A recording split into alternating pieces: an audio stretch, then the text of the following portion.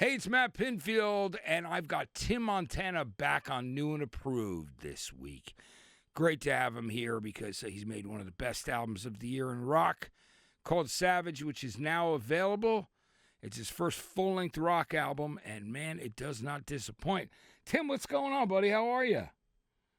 I'm great, man. Thank you for all the love, support, friendship, all the above. And I'm in Nashville this week, actually writing new songs. So, Tim, it's amazing. You know, I know it's I got to go and hear the album early, and I declared and still feel that way. It's one of the best rock albums in a long time. I mean, there have been some great ones like Pearl Jam too, but this is definitely on the top of my list. I love Savage. Let's talk about this because, man, you came out swinging with The Devil You Know, which is the lead-off track on the album. It went to number one on the countdown here. People are big fans. Savage, Die Today, and now Get You Some. The new single is on our countdown. It's amazing. Now we're 4 songs deep.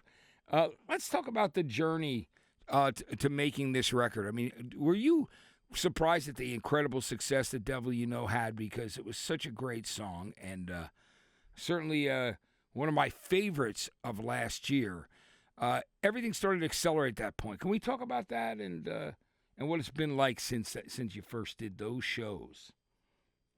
Yeah, it's wild. You know, Devil You Know blew up. I didn't know it was going to do that. It was I was moving back to Montana and just turned in this rock song and didn't know where it was going to land. And then the label decided to bring it to rock radio, and rock radio grabbed it, embraced it, including you guys, and so many other stations just played it across America. And I was like, whoa.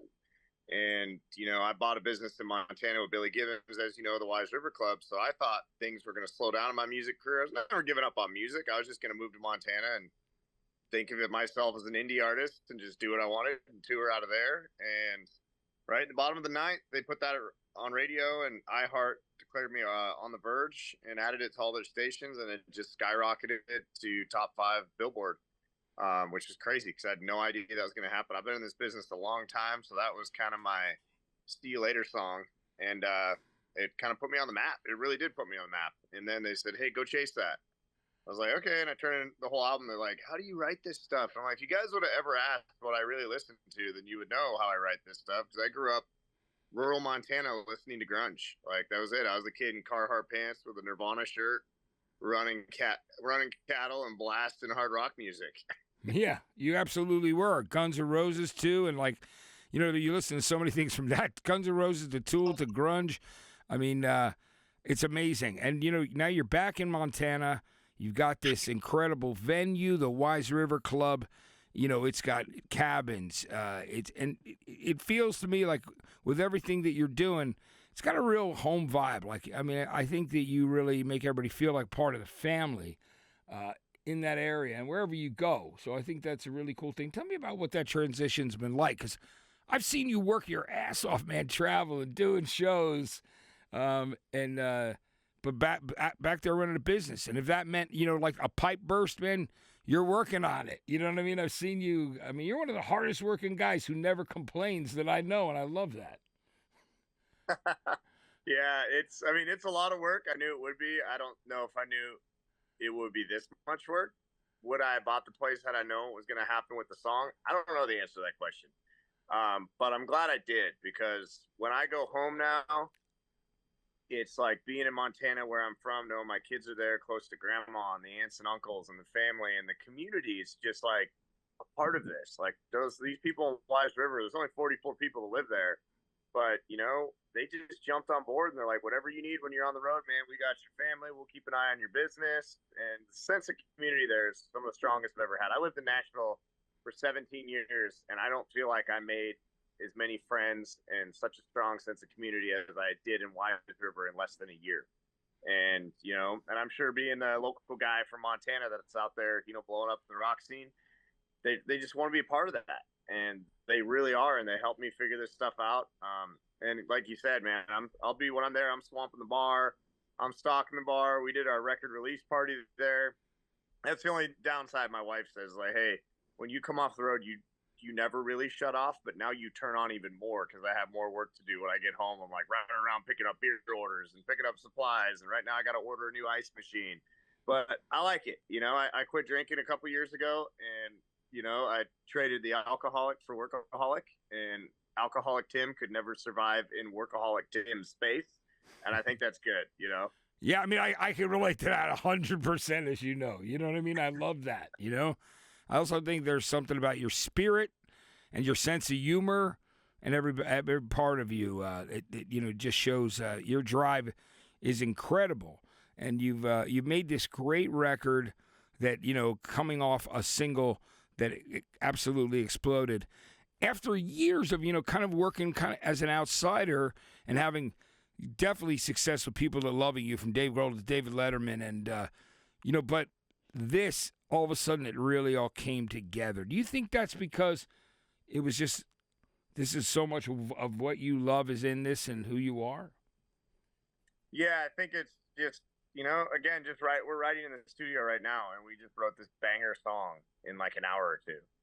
And people are like, how do you write again? And it's like, I grew up listening to this, so it's more natural to me. I don't have to sit here and worry about powers to be at country radio, because I chased that for so long, and I was too loud and I was too obnoxious, and I think I had too much personality.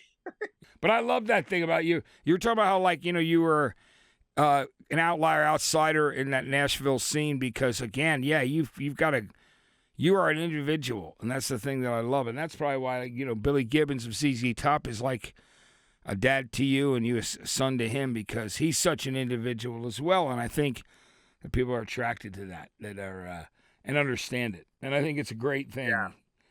But There's I know so much more creative freedom in rock, from like Primus to the Foo Fighters, which you and I hung out with backstage at Rockville. Those are very different bands singing about very different things with different tones and different sound structure and different lyrics. And it's just more room for creativity. Like, I can sing a song about depression or sobriety and like get it off, and it's therapeutic. I don't have to sing about truck beds and tailgates anymore. I think those are the same thing, man. I'm confused. I need to get some clarity. Hey, guys. I just love that, like you up there, you've got everything going on. I mean, from the outdoors to, just, I mean, you have this really unbelievably interesting wide spectrum of a background where you've experienced so many different things, and I think you bring it to your music. But one of the things I want to talk about is on the song Die Today on this record, you do a lot of things with, veterans and people in the military, and I think it's great that you do, because I think that's one of the things we certainly agree on, and I've done some stuff, for veterans charities and all those things. It's always been important to me because my dad fought in the Korean War, and my uncle was blown up in Vietnam, and so I've always felt that I love that people, musicians like yourself, will get behind and have and you made real friends with these guys, like these special ops guys and stuff, right? Special forces. I mean, you spend so much time around these guys, get their information. I mean, I have so many guys that go in and out of deployment to check in, and even the 4th of July, we had a pretty heavy one. A guy we met at Fort Campbell was killed in November in a helicopter crash in the Mediterranean. His whole flight crew was killed, and I got a message from his wife, and she said, hey, the top songs on his playlist are all you. And I'm talking like 30 deep cuts of songs I don't even know the words to anymore. And she's like, what would you charge to play the backyard party that Shane hosted every year? And I'm like, well, you don't read a message like that and come in with a budget. I came in and said, we're going to play for free. We're going to bring a barbecue truck, stage, and lights. And we drove 28 hours from Montana to Fort Campbell and set up and played this house party. But I was kind of burned out when I got in there, Matt. But when that dad came up and gave me a hug and lost it and started bawling and telling me that I reminded him of his son that he lost in November, I was like, you know what? It sucks being away from my family on the 4th of July, but Shane is away from his family for the rest forever. And for his sacrifice, I was like, that's the least we can do. And, and it struck me a couple of years ago, Gold Star dad said to me, he goes, it's our duty to serve those that serve us, to take care of these men and women when they get out, because they're doing this for next to no money, and they have pride in this country, and we get to enjoy our freedoms because they serve and they give the ultimate sacrifice. So supporting veterans is a huge part of what I do, and I get these guys from tickets to playing shows for them. And my American Thread Sporting Clay shoot, we've raised over $1 million in 4 years, and we've had everybody from Collective Soul to Charlie Sheen to Kobe Calais volunteer their time, and we love it because we're all volunteer. We don't keep a dime, so all of us just raise money for free and volunteer all of our time to do it, and it's a blast. And we love getting to hang out with these guys and break bread with them, love on them, and thank them. So I think it's a great thing. And Die Today was really well. That's the experience and the idea of writing that song comes from a thought that you had about people that make those sacrifices for people they don't know, right? Yeah. I had that title for a couple years, couldn't figure out how to write it, didn't want a suicide song. I'm like, what does I forgot to die today mean?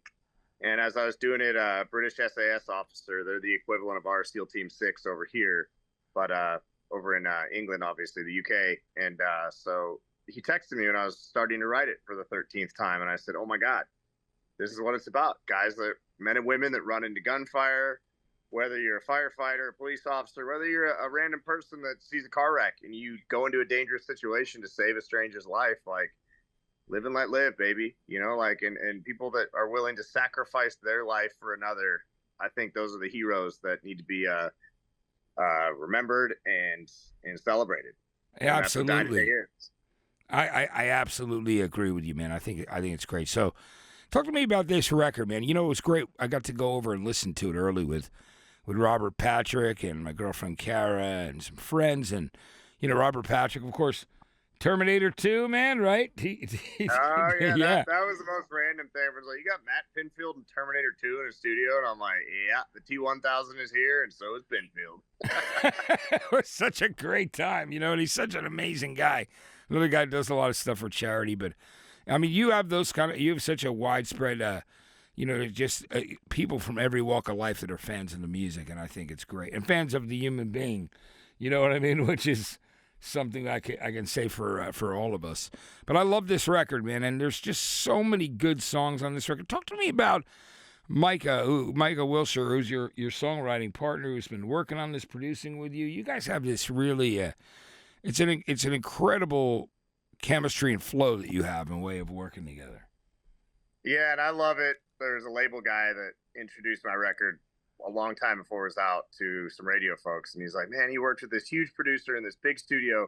Tim, tell him who that was and what studio you worked at. I'm like, we recorded it in a converted toolshed that's behind me with a producer you probably never heard of, but he's one of my best friends. Our daughters play together. He has little girls. I have a little 3-year-old girl, and he lives like 4 houses up from my house in Nashville, and he did film and TV. And when I went over and worked with this guy, he's a multi-instrumentalist, grew up playing jazz. His dad was a preacher in Virginia, and he could play every instrument and do harmonies. And you've heard his harmonies because he sang on some of the biggest hits in the country as a background singer. But he also plays guitar and drums and bass and writes, and he's so fast.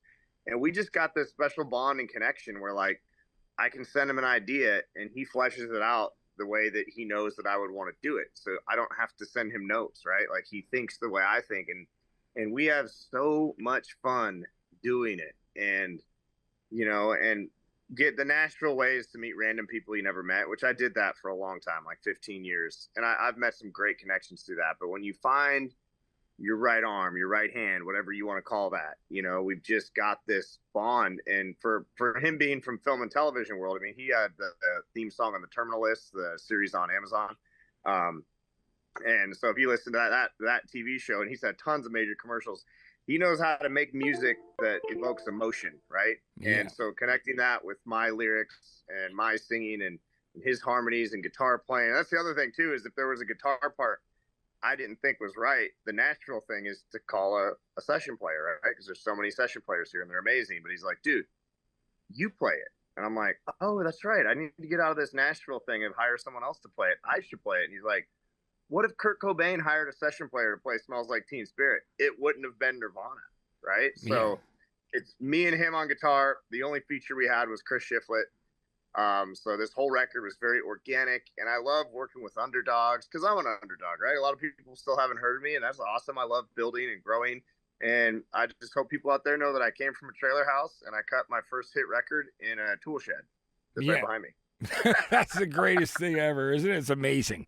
That's right. And Chris Shiflett from Foo Fighters was on there, and we mentioned earlier, you and I were with Dave Grohl at Welcome to Rockville. You guys both played there. It was great, and seeing you guys reconnect was a really great thing, a beautiful thing, man. You know, and it's just such a good thing. Talk to me. So, Micah, you said that you also sang back up on a lot of songs that we know. What were some of those tunes? Massive, massive country hits. I think Brett Young. You know what? Let me ask him real quick. Yeah. Micah, what major hits have you sang backgrounds on? You're on KLOS, Matt Pinfield. What's up, Matt? Micah, what's up, buddy? How are you? I was telling him you sang on a ton of hits, backgrounds and stuff. Yeah, in the country world, yeah. Let's see. We'll see. Al Dean, Darius Rucker from Hootie. Yeah, of course. Brett Eldridge. Yeah, Brett Eldridge. That's it. I played right. Yeah. I think Jake Owen. I can't remember. Yeah, you do have Jake Owen. Oh, Dirk Bentley. He's forgot all the hits he sang on. He's like, Dirk That's Bentley, great. Darius Rucker, Brett Eldridge. I am a musical horse, so I just do whatever it takes. Yeah, but that's great though, man. And you know, like I said, this record's come out so great. I mean, there's no filler on this record, man. There's every song is strong. You know what I mean? And I think that's a really. We made it all in an 1800s cabin in Montana, and in this converted toolshed. Yeah, it's a 12 by 20 shed. If my stepdad, my adopted dad Billy, is not here in person, we always have him right there. There, that's the greatest. Look at that. I love that. Billy's the best too. You know, oh man, I just got to say, guys, what an incredible record, and you know, and I noticed too by like checking out the socials and people reacting. They all have different favorites. You know, it might be day by day. You know, there's certain things that people love on the record. Can we talk about how has that been for you guys when you see that people are finding like they're really connecting with all the songs on the record, and everybody seems to really have different favorites with the other ones that speak to them personally. How has that been for you guys? Yeah, it's wide. Like I'll get people. Ain't Coming Down's the sleeper, and we knew it would be because it's kind of got that Beastie Boys back hip hop thing. Yeah. And I'm getting so many people messaging me about Ain't Coming Down, and then someone will hit me up about Shut Me Out. And if they make it all the way to Day by Day at the end, they get floored by that. I just had a guy today that's like, I've listened to Day by Day. My old drummer from OTEP. He's a metal drummer from the band OTEP. And he heard Day by Day, and I just posted on my Instagram story. He's like, dude, I've listened to it 20 times. And he's like, thank you. Because he knows my life story. And he's like, wow, you went deep on that one. And I'm like, yeah, I had to get that off my chest. A little therapeutic there. So. Oh, yeah, absolutely. You know, it's great. So it was my pleasure to go and actually film your billboard, which was cool. Went over there on midnight. And I was like, I wasn't done working yet either. I was going to be recording in the late night, but I had to. There was no way I was going over there and not taking a video of your billboard, which was so cool that you were on a billboard. Sunset Boulevard, you know, where the first ever rock billboards ever existed when the Doors put up theirs in 1967. Wow. It's a pretty amazing thing, and what a history there. But it was so great to see you up there and see Savage. Yeah, I used to walk that Sunset Boulevard when I was 18 years old, and I was broke, and I didn't have a dime. And was probably getting kicked out of my apartment over there by Musicians Institute. And I'd look at all those billboards, and for that to come full circle 20 years after I walked by those billboards is pretty wild. It's just like, man, we worked hard to get here, and YouTube Music put that up. So shout out to YouTube Music for being such big supporters. And it's just wild. But I do got to tell you, Matt, I told my wife she better be careful how she talks to me because I have a billboard on Sunset Boulevard, and she's still not talking very nice to me. So if you guys could just let her know that when the dude's on the billboard, you can't be mean to him. So that'd be great. I'll definitely pass that message along to Danielle. That's great, though. No, seriously, though, it's fantastic.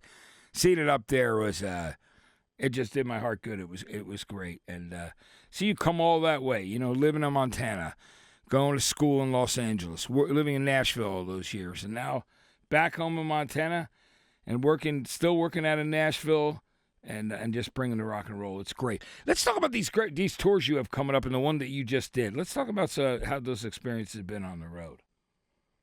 Yeah, I wrapped up Stained, Seether, Saint Asonia. We went out with those guys. Gosh, that was a pretty aggressive tour because we did the radio shows in between, so that was...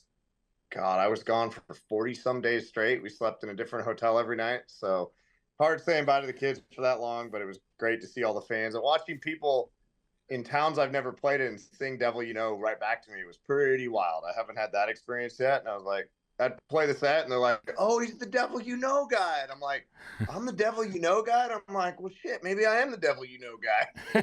And, which is great. yeah, and then getting to do all the Danny Wimmer festivals, really cool. We got more coming up, and then I start Friday. This coming up Friday. I fly to Montana on Monday, and Friday I start in Bend, Oregon with Bush, Jerry Cantrell, and Candlebox, and pinch me because that doesn't seem like reality. I'm like, did you guys know about my Napster mixtape, mix CD when I was a teenager? Because I'm pretty sure you got most of them on there. Yeah. And then we go from that to we just announced touring with Seether, Skillet, and Royal Lynn. And then January, February, I'm direct support for Miles Kennedy. So I'm just kind of stacking up all my heroes in the next, 8 months. And yeah, you got incredible tours, man, and I love seeing it. I just think it's great, I just don't know how I'm going to clean toilets at the Wise River Club when I'm on tour all the time, Matt. Who's going to clean toilets and make sure the light bulbs are good? Well, I know you got a lot of neighbors that care about you out there. You know what I mean? That's right. Even the ones that have to drive 20, 25 miles, they would do it. And I think that's a great thing. Now, speaking of that, one of the things that happen to you on the road, and this is one of those things that, when you're out there and on the road and touring, you just don't know sometimes how your vehicle is going to be. And I know that when you were leaving Rockville, you were on a long drive and you had, what happened? Was it an axle thing or was it a tire? But I know you had been up and working hard, and I love your work ethic is unbeatable. Let's talk about that. Because what happened? Yeah, I had a bent axle, which started to eat the tread off the tire. And I grew up on a ranch, so I'm really into my equipment and my gear. And my new business manager the other day talked to me and he's like, hey, dude, the first time I saw you play, you were underneath a motorhome with oil all over you 5 minutes before you got on stage. Can we stop doing that? And I'm like, dude, I don't care how big my music gets. I'm always going to be the dude that's wrenching on stuff, right? I'll be changing oil out there. They'll be like, please welcome to the stage. And I'm like, oh, crap. So I love that. I love just working on stuff, and other bands love to buy my rigs, whether it's a Sprinter or a converted motorhome, or I've got Charlie Sheen's Prevost tour bus now that I bought, a 99 XL. They love to buy my stuff because they know I'm really into the maintenance and care of these vehicles. And I know so much about Sprinters on accident just by loving wrenching on rigs. So we had 2 axles go out on that tour. And now I've got the thing dialed, put some heavyweight axles on it. And so I'm running a 4-wheel drive Sprinter. Then I've got a 99 Prevost XL owned by Charlie Sheen. So it's his old party bus. But I love working on the rigs. And when I quit drinking to keep me, distracted at night, I went and got my CDL. So I'm a CDL endorsed driver with a passenger permit, so I can drive school buses, I could drive tour buses, and everybody's like, you gotta quit, dude, focus on music. And I'm like, no, man, I like to do it all. I want to wear every hat. Yeah, that's incredible. I think it's great though, man. And I know what I also loved about that was I know you stayed to watch the Foo Fighters set that night, which was great. We were hanging out there, and earlier in the day with Dave, who was your fan for such a long time, and you guys met in Memphis, and that whole story is quite amazing, how he wanted to take a walk with you by the river, and because he was just so interested in you, and that friendship became you becoming friends with his family and traveling with them and at times, which I think is beautiful. But you're devoted to rock and roll. I guess the point is that you were there with your family, and you were it was just amazing and your band, and you guys were hanging there for that Foo show, and then got on the road. And when the thing happened with the axle, again, no complaint, man, which I love. It's like, I just love that, you're like, well, this has just happened. This is going to be, this kind of thing. But every now and again, and like I said, I love the service aspect of vehicles and working on them and wrenching on them, and swap the axle out, put a heavier duty one on there, made sure all the bearings were greased and good to go, and down the road we go. So I've been really getting into this Bush tour. I love just doing the whole maintenance thing. And again, everyone's in my team is like, you got to let other people do that stuff. I'm like, I don't ever want to lose that. I grew up blue collar and, working on our trailer house I grew up in and generators. And, I think Billy's similar. Billy Gibbons loves motors and working on rigs back in the day. And I know Jeff Beck was a massive motorhead and always out there getting parts. And, So it's fun. I like to absorb every part of the business, and you should see me. I get more excited about bus mechanics than I do rock stars.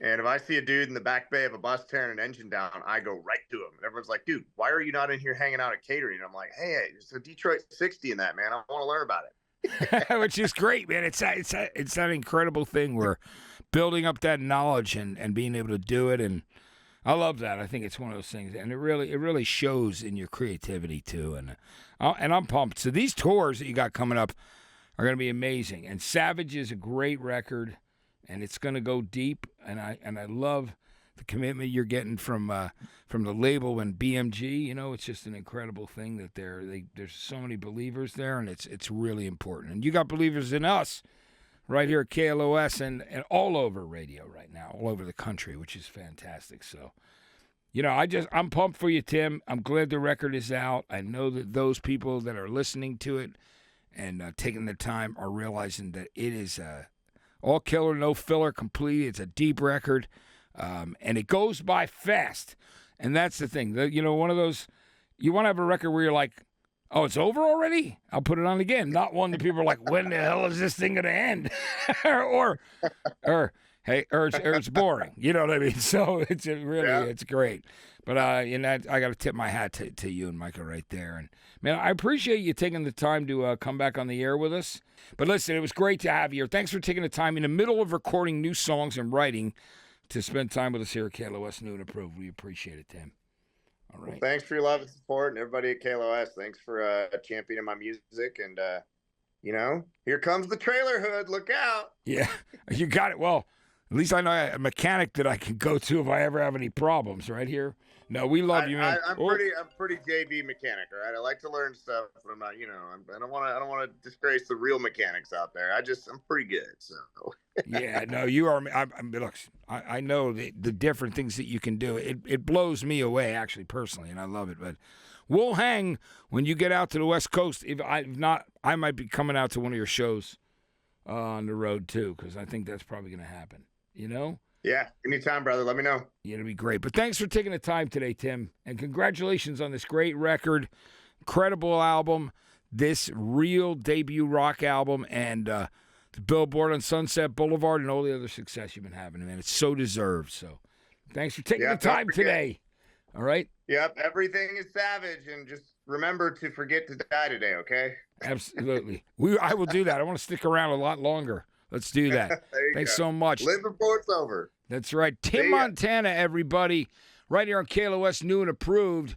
Check out his new album, Savage. It's incredible start to finish. I'll be back with you soon. It's Matt Pinfield. Thanks for watching and listening.